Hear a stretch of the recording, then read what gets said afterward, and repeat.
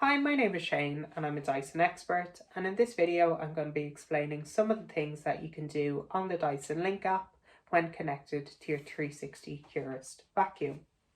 So once you've downloaded the app and you've connected your machine, when you open it up it's going to give you an overview here. So you can see we've a couple of different options down at the bottom. This button on the left here shows your robot's activity. So this is where you can see what times it is cleaned and where exactly it is cleaned in your home in relation to the map that it's created. It will also alert you to if the robot got stuck on something or if it wasn't able to clean a specific area for whatever reason, so that you can then kind of have a look and see what was maybe causing that obstruction. From there, you'd be able to maybe set a restriction zone so that the robot won't go to that area in future. The option then that we have in the middle is our kind of start cleaning option. So here it's going to show you where exactly it can clean. So it'll show you any maps that you've created here. So you can select a specific map. So this one here is my downstairs and it's giving me the rooms that I've created, or you can just clean all available areas too. Now when you go to select to clean here, you can choose, so if I wanted to only clean my kitchen and my hallway, I can turn those on. And you can also select what power mode you want to clean it on as well. So you have three options in terms of power mode. You have your quiet, you have your medium, and then you've got high power as well. I would recommend using quiet mode for when you're at home. So it runs the robot at a lower power, but it's also less noisy. So it's not going to be as distracting while you're at home. And then you can use your medium or high powers during the times when you're maybe away and you've scheduled your robot to come on and clean. Now the different power modes will have different run times, and it will give you an estimated time at the top here for the robot to complete its clean.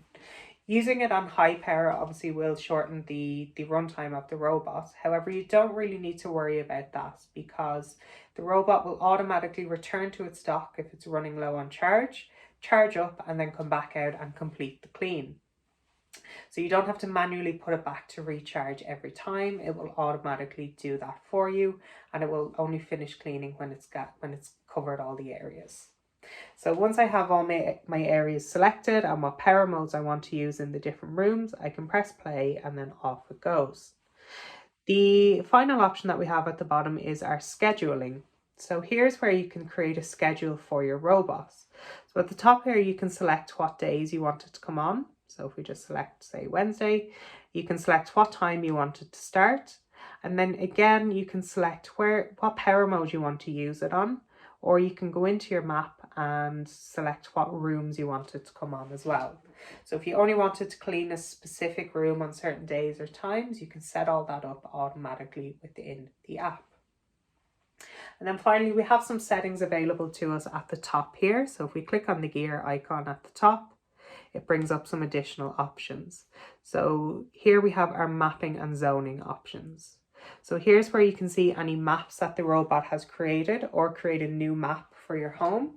And then you can divide those maps up, create your zones and label them as such. Now we do have a video that goes further in depth into the mapping and the zoning features of the 360 Heurist. So I would recommend having a look at that for more detailed information. So that's just a brief overview of some of the things that you can do on the Dyson Link app when connected to your 360 Heurist. For more information, see dyson.ie, or you can leave a comment down below using the hashtag AskADysonExpert.